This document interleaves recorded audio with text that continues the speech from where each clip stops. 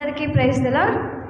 క్రీస్తు సిలువలో పలికిన 4వ మాట మత్తయి సువార్త 27వ అధ్యాయం 46వ వచనం. ఇంచుమించు 3 గంటలప్పుడు యేసు ఏలి ఏలి లామా సబక్తనని బిగ్గరగా కేక వేశాను. ఆ మాటకు నా దేవా నన్నెందుకు చేయి విడిచితివని అర్థం.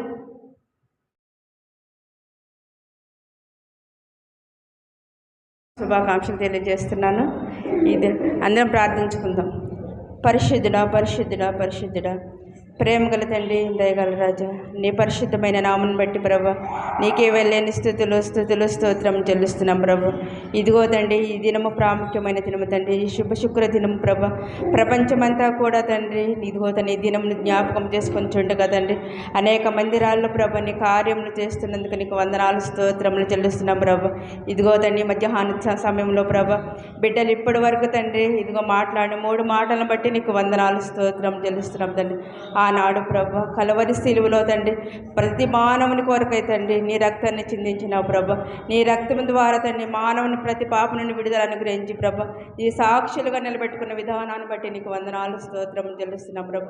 ఈ దినమున తండ్రి 4వ మాట గురించి ప్రార్థిస్తుండగా తండ్రి నీ బిడ్డను మీరు జ్ఞాపకం చేసుకుని తండ్రి నీ సిలువ సాటును మరుగుపరుచుకుని తండ్రి ఆ బిడ్డకి నోటికి బోరుగా ఉండమని అడుగుతున్నాం తండ్రి. ఆ బిడ్డ మాట్లాడుతున్న ప్రతి మాటని ప్రభా మీరే పలికించమని అడుగుతున్నాం తండ్రి. సహాయం చేయండి ప్రభా. ఇదిగో తండ్రి మధ్యాహ్న సమయంలో తండ్రి చేరవచ్చిన ప్రతి బిడ్డ మీరు జ్ఞాపకం చేసుకోండి తండ్రి. ప్రతి బిడ్డ కూడా ప్రభా ఇదిగో తండ్రి సిలువలో వేలాడుతున్న నీ వైపు చూసి తండ్రి నూతన ఆత్మను నూతన బలమును పొందుకుంటకు తండ్రి నీ శక్తిని నీ బలాన్ని ప్రతి బిడ్డకి అనుగ్రహించమని మా ప్రభును మా రక్షకుడైన ప్రభుని యేసు నామమున అడిగి వేడుకుంటున్నాము తండ్రి. ఆమేన్.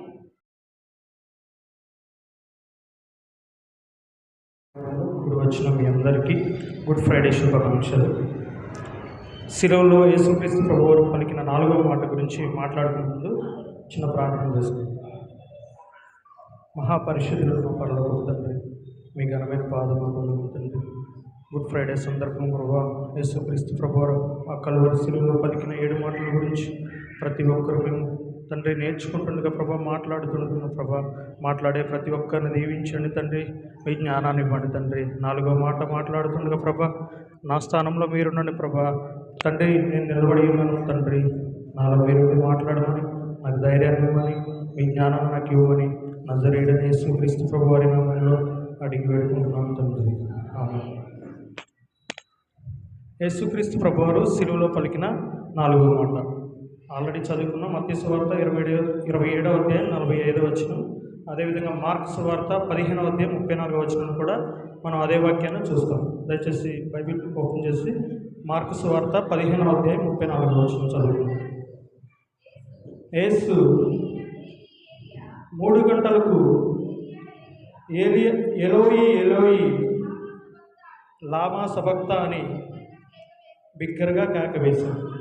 ఆ మాటలకు నా దేవా నన్నెందుకు చేయి విడిచితివని అర్థం. ఇక్కడ ఎలోయి ఎలోయి అని రాయబడింది. మత్తయి సువార్తలో అయితే ఏలి ఏలి లామా సబక్తాని అని రాయబడింది. యేసు ప్రభు వారు ఈ మాటని అరామిక్ భాషలో మాట్లాడారనమాట. ఈ మాటకు అర్థము నా దేవా నన్నెందుకు చేయి విడిచితివి అని అర్థం. ఈ మాటలో మనకేం కనిపిస్తుంది అంటే యేసుక్రీస్తు ప్రభు వారు సంతోషంగా ఈ మాట పలుకుతున్నారా? ఈ మాటలో దుఃఖం కనిపిస్తుంది, బాధ కనిపిస్తుంది, ఒక నిస్సహాయ స్థితి కనబడుతుంది. యేసుక్రీస్తు ప్రభువారు ప్రతి చోట మన కొరకు ఆయన దుఃఖపడినట్లుగా చూస్తాం. కానీ ఇక్కడ మాత్రం యేసుక్రీస్తు ప్రభువారు తన గురించి తాను దుఃఖపడుతున్నాడు, తన గురించి తాను బాధపడుతున్నాడు. ఎందుకంటే జగత్పునాది వేయబడక ముందు నుంచి యేసుక్రీస్తు ప్రభువారు దేవుని యొద్ద ఉన్నారు. అప్పటి నుంచి ఎప్పుడు యేసుక్రీస్తు ప్రభువారు తండ్రిని విడిచి ఉండలేదు. కానీ ఎప్పుడైతే తండ్రిని విడిచి ఉండాల్సి వస్తుందో అప్పుడు నా దేవా నా చెయ్యంది విడిచిపెడుతున్నావు అని చెప్పేసి ఆయన బాధపడుతున్నారనమాట. తల్లిదండ్రులు శిష్యులు విడిచిపెట్టినను ఆయన ఆలోచించలేదు, పట్టించుకోలేదు. కానీ తండ్రి అయిన దేవుడు తన చెయ్యి విడిచిపెడుతుంటే తాను ఎంతో దుఃఖంతో బాధతో ఇక్కడ మాటలు పలుకుతున్నాడు. ఆ మాటలు మనం చూస్తున్నాం. ఇంకొంచెం ముందుకు వెళ్దాం. మార్కు సువార్త 15వ అధ్యాయం 33వ వచనం. సేమ్ అదే 33వ వచనం చదువుకుందాం. మధ్యాహ్నం మొదలుకొని 3 గంటల వరకు ఆ దేశం అంతటా చీకటి కమ్మాను. చాలు. మధ్యాహ్నం సమయంలో చీకటి కమ్మడం మనం ఎప్పుడైనా చూస్తామా? మనం ఇప్పటివరకు ఎప్పుడైనా చూసామా? కానీ అక్కడేమో చీకటి కమ్మిందంట. ఎందుకు చీకటి కమ్మింది? ఇది దేవుడు ముందుగానే లేఖన ప్రవచనం అనమాట. ఇట్లా జరుగుతుంది అని చెప్పేసి ముందుగానే ఎప్పుడైతే యేసుక్రీస్తు ప్రభువారు సిలువలో ఈ విధంగా ఉన్నప్పుడు మధ్యాహ్నం సమయంలో చీకటి కమ్ముతుంది, సూర్యుడు అస్తమైపోతాడు, అంటే సూర్యుడు కనిపించడు. మధ్యాహ్నం సమయంలో 3 గంటల సమయంలో అంతా వెలుతురు ఎండగా ఉండే సమయంలో చీకటి అయిపోతుంది, దేశమంతా చీకటి అయిపోతుంది. ఒక ప్రాంతంగా మొత్తం దేశమంతా చీకటి అయిపోతుందని చెప్పి మనకి లేఖనాలు పూర్వమే పరిశుద్ధ గ్రంథంలో రాయబడినది. ఆ లేఖనం ఎక్కడుందో ఎవరైనా చెప్తారా? లేఖన ప్రవచనం ఆమోసు గ్రంథం 8వ అధ్యాయం 9వ వచనం. ప్రభువైన యెహోవా సెలవిచ్చినదేమనగా, ఆ దినమున నేను మధ్యాహ్న కాలమందు సూర్యుని అస్తమింపజేయదు, పగటి వేళను భూమికి చీకటి కమ్మజేయదు. ఆ దినమున అంటే ఏ దినమున? యేసుక్రీస్తు ప్రభువారు శిలువలో వేలాడవలసిన సమయం అన్నమాట. ఆ దినమున మధ్యాహ్నం 3 గంటల సమయంలో సూర్యుని అస్తమింపజేస్తాడని దేవుడు చెప్తున్నాడు అనమాట. ఆమోసు గ్రంథం, ఆమోసు ప్రవక్త ద్వారా ముందుగానే ఈ వాక్యాన్ని దేవుడు లేఖనంలో వ్రాయించాడనమాట. ఆ వాక్యమే ఇప్పుడు నెరవేరుతుంది. ఆ దినమున అంటే యేసుక్రీస్తు ప్రభువారు సిలువలో వేలాడదీయబడిన ఆ దినమున సూర్యుని అస్తమింపజేయదు. సూర్యుని అస్తమింపజేయడం అంటే సూర్యుడు కనిపించడు అనమాట. సూర్యుడు కనిపించకుండా వెళ్ళిపోతాడు అనమాట. పగటి వేళను భూమికి చీకటి కమ్మజేయదు, అంటే డే టైంలోనే భూమి అంతా చీకటి అయిపోతుంది అనమాట. ఈ లేఖనం ద్వారా దేవుడు ఏ విధంగా అయితే ఆమోసు ప్రవక్త ద్వారా ముందుగానే రాయించారో ఆ వాక్యం ఇక్కడ నెరవేర్చబడింది. రెండోదిగా మనం చూసినట్లయితే చేయి ఎందుకు విడిచిపెట్టడం జరిగింది? యేసుక్రీస్తు ప్రభువారు నా దేవా నా దేవా నన్నెందుకు చేయి విడిచితివి అని పలుకుచున్న మాట గురించి కొన్ని ఎగ్జాంపుల్స్ మనం చూద్దాం. కీర్తనల గ్రంథం 22వ అధ్యాయం 1వ వచనం చూద్దాం. నా దేవా నా దేవా నా నేల వేడనాడైతివి చాలు. ఇక్కడ దావీదు గారు తండ్రిని అడుగుతున్నాడు అనమాట. నా దేవా నా దేవా నా నేల వేడనాడైతివి అని అడుగుతున్నారు. దావీదు గారు పాపం చేశారు. ఆ పాపం గురించి మీ అందరికీ తెలుసు. ఆ పాపం చేయడం వల్ల దేవుడైన తండ్రి తన చెయ్యి విడిచిపెట్టడం జరిగింది. ఇక్కడ దావీదు గారు పాపం చేశారు కాబట్టి చెయ్యి విడిచిపెట్టడం జరిగింది. అదేవిధంగా ఇంకొక ఎగ్జాంపుల్ చూద్దాం యోబు గారి గురించి. యోబు గారు నిందారహితుడు, యథార్థవంతుడు, చెడుతనము విసర్జించినవాడు, మనకందరికీ తెలుసు అనమాట. ఆయన చెయ్యి కూడా విడిచిపెట్టబడింది. అంటే ఆయన చెయ్యి ఎందుకు విడిచిపెట్టబడింది? దావీదు గారు చెయ్యి అంటే ఆయన పాపం చేశారు కాబట్టి విడిచిపెట్టబడింది.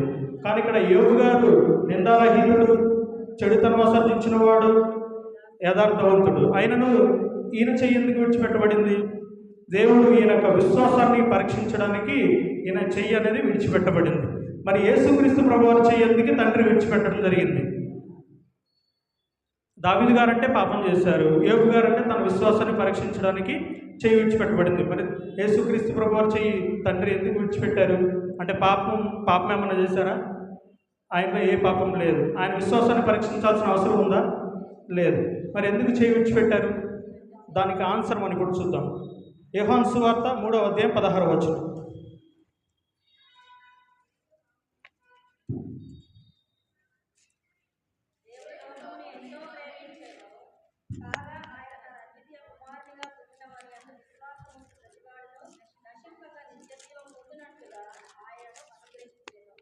ఓకే, మళ్ళీ ఒకసారి చూద్దాం. దేవుడు లోకమును ఎంతో ప్రేమించెను, కాగా తన అద్వితీయ కుమారునిగా పుట్టిన వాని యందు విశ్వాసం ఉంచి ప్రతివాడును నశింపక నిత్య జీవం పొందినట్లు ఆయనను అనుగ్రహించెను.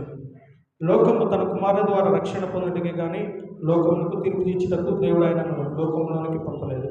ఇక్కడ దేవుడు లోకముని ఎంతో ప్రేమించాడు. లోకం అంటే ఎవరు? మనమే. మనల్ని ఎంతో ప్రేమించాడు కాబట్టి తన అద్వితీయ కుమారునిగా పుట్టిన వాని యందు విశ్వాసం ఉంచి ప్రతి వాడును నశింపక, అంటే మనం యేసుక్రీస్తు ప్రభువారిని నమ్ముకున్నాం, ఆయన యందు విశ్వాసం ఉంచుతున్నాం. మనలో ఎవరు నశించడం ఆయనకి ఇష్టం లేదు. అందుకోసం అని చెప్పి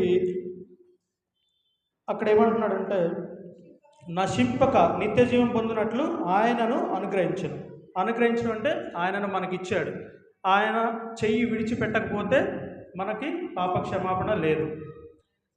ఆయన చెయ్యి పెట్టాలి కాబట్టే మన పాపక్షమాపణ జరుగుతుందన్నమాట. ఆయన తండ్రి అయిన దేవుడు యేసుక్రీస్తు ప్రభువారు చెయ్యి విడిచిపెడితేనే మనకు పాప వీక్షణ జరుగుతుంది, లేదంటే మనకు పాపక్షమాపణ లేదనమాట. దేవుడు అంతగా మనల్ని ప్రేమించాడు కాబట్టి తన ప్రియ కుమారుడైన యేసుక్రీస్తు ప్రభువారు చెయ్యి విడిచిపెట్టడానికి కూడా వెనకడుగు వేయలేదనమాట. ఇంకా ముందుకు వెళ్దాం. కొన్ని మాటలు చూసుకుని యెషయా గ్రంథం 53వ అధ్యాయం 10వ వచనం. అతని నలుగొట్టుట యెహోవాకు ఇష్టమాయెను. చాలు. మన ప్రియకుమారులైన మన కొరకు మనల్ని ప్రేమించారు కాబట్టి, తండ్రి అయిన దేవుడు మనల్ని ప్రేమించాడు. మనం నశించుకోవడం ఇష్టం లేదు. సో ఆయనను విడిచిపెట్టడానికి ముందుకెళ్ళారు. అదేవిధంగా అతని నెలకొట్టట యెహోవాకు ఇష్టమాయెను. తండ్రికి కుమారుని శిక్షించడం ఇష్టమవుతుందా ఎవరికైనా? ఎవరికి ఇష్టం ఉంటుంది. కానీ ఎందుకు యెహోవా తండ్రి గారు తన ప్రియకుమారుడైన యేసుక్రీస్తు ప్రభువారిని నలగొట్టినా సరే ఇష్టమని చెప్తున్నారు? ఎందుకంటే తండ్రి కుమారుని ప్రేమించడం కన్నా యేసుక్రీస్తు ప్రభువారి కన్నా మనల్ని ఎక్కువగా ప్రేమించారనమాట. సో అందుకోసమని యేసుక్రీస్తు ప్రభువారి గురించి చెప్తున్నారన్నమాట. కుమారుణ్ణి నలగొట్టడం కూడా తండ్రి గారికి ఇష్టమైంది. అదేవిధంగా మూడవదిగా చూసుకున్నట్లయితే క్రీస్తు యేసు ఇప్పుడు చెయ్యి విడిచిపెట్టబడ్డాడు. తండ్రి చెయ్యి విడిచిపెట్టాడు. ఎంతో దుఃఖంతో మనం సేమ్ ఇదే సిచ్యువేషన్ మనం అబ్రహాము ఇస్సాకు గారి నుంచి కూడా చూస్తామన్నమాట. ఆ కొండ మీద బలి ఇవ్వడానికి తీసుకెళ్తుంటే కుమారుడు అడుగుతాడు అనమాట, ఇస్సాకు గారు, మనం బలించడానికి వెళ్తున్నాము కానీ గొర్రెపిల్ల లేదని అడుగుతాడు అనమాట. యెహోవా ఈరే అంటే యెహోవానే చూసుకుంటాడు. సో తండ్రికి తెలుసు, అబ్రహాం గారికి తెలుసు ఎవరిని బలించాలో, తన కొడుకుని ఇస్సాకుని బలించాలని ముందుగానే తెలుసు. ఆయన హృదయంలో ఎంతో వేదన ఉంటుంది, బాధ ఉంటుంది. ఆయనను దేవుడు చెప్పిన ప్రకారం చేయడానికి ముందుకెళ్ళారు. అదేవిధంగా తండ్రి అయిన యెహోవా యేసుక్రీస్తు ప్రభువారు ఆ సిలువలో ఎంత వేదన పడతారు, ఏదైతే ప్రాసెస్ ఉందో అదంతా తండ్రికి తెలుసు. ఆయన మనల్ని అంతగా ప్రేమించారు కాబట్టి యేసుక్రీస్తు ప్రభువారిని చెయ్యి విడిచిపెట్టడానికి వెనకడుగలేదనమాట. ఇంకో వాక్యం చూస్తున్నాం. రోమా 8వ అధ్యాయం 31వ వచనం.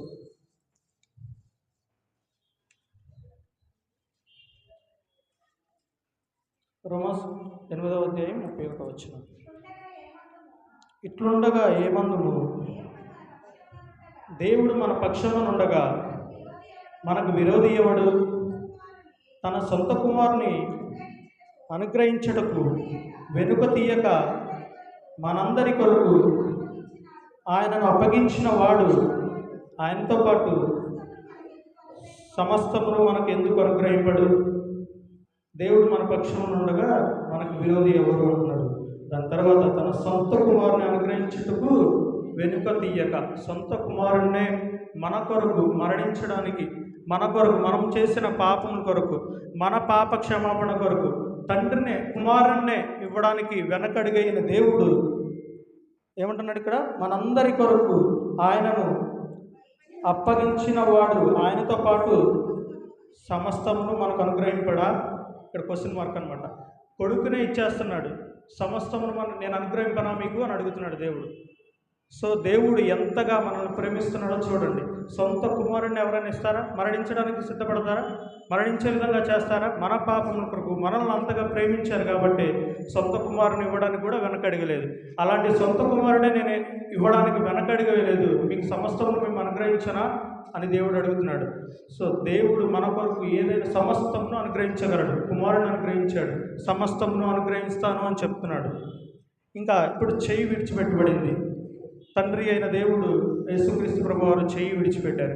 ఇప్పుడు యేసుక్రీస్తు ప్రభువారు మరణించారు. మరణించినప్పుడు ఏం జరిగింది? దేవాలయపు తెర అనేది మధ్యలో రెండు చేర్చబడింది. ఇంత పూర్వపు దినాల్లో తండ్రితో మనం మాట్లాడాలంటే ఫస్ట్ మనం యాజకులకు చెప్పాలి. యాజకులు వెళ్ళి ప్రధాన యాజకులతో చెప్పాలి. అలా చెప్పిన తర్వాత వాళ్ళు దేవునితో మాట్లాడతారు. దేవునితో మాట్లాడినప్పుడు మనకు పాప క్షమాపణ జరుగుతుందన్నమాట. ఎప్పుడైతే యేసుక్రీస్తు ప్రభువారు ఈ విధంగా శిలువలో మరణించారో ఆ యొక్క అడ్డుతెర అనేది చినిగిపోయిందో, ఇప్పుడు దేవునికి మనకు మధ్య మన పాప బంధం అడ్డనేది తొలగించబడింది అనమాట. ఇప్పుడు దేవునితో మనం ముఖాముఖిగా మాట్లాడుకునే అవకాశం అనేది యొక్క యేసుక్రీస్తు ప్రభువారి మరణం ద్వారా మనకు కలిగిందనమాట. ఇప్పుడు తన తండ్రి చిత్తాన్ని మాటను కుమారుడిగా యేసుక్రీస్తు ప్రభువారు నెరవేర్చారు. మరి మనం ఏం చేయాలి? కుమారుని స్థానంలో ఉన్న మనము ఆయన చిత్తాన్ని అనుసరిస్తున్నామో లేదో మనల్ని మనం పరీక్షించుకోవాలి. మన నుంచి తండ్రి అయిన దేవుడు యేసుక్రీస్తు ప్రభువారు ప్రాణాన్ని కోరుకోవట్లేదు, కానీ కేవలం ఆయన యందు విశ్వాసం ఉంచి ఆయన ఆజ్ఞలు పాటిస్తూ ఆయన కొరకు జీవించమని మనకి ఈ వాక్యం ద్వారా తెలియజేస్తున్నాను. దేవుడు ఇచ్చిన మాటలు దీవించిన గాక. ఆమె చిన్న ప్రార్థన చేసుకుంటాం. మహాపరిశుద్ధుడైన తండ్రి, స్తోత్రములైన తండ్రి, యేసుక్రీస్తు ప్రభువారు కలువరి శిలువలో ప్రభా పలికిన మాటలలో ప్రభ 7 మాటలలో ప్రభా 4వ మాటగా నన్ను నిలబెట్టి మాట్లాడారు తండ్రి. మీ పాదం పొందుతున్నాను తండ్రి. స్తోత్రమైన అవునాయన, మీరంతగానో ప్రేమించారు. కుమారుని కూడా వెనకడలేదు. సొంత కుమారుని వదిలేపించారు. ఇంత ప్రేమ స్తోత్రం తండ్రి. యేసుక్రీస్తు ప్రభువు మీరు చెప్పినట్లు నెరవేర్చడం, మేము కూడా ఆ విధంగా జీవించడం, మీరు చెప్పిన మార్గము మేమందరం నడవడం కొరకు జీవించండి.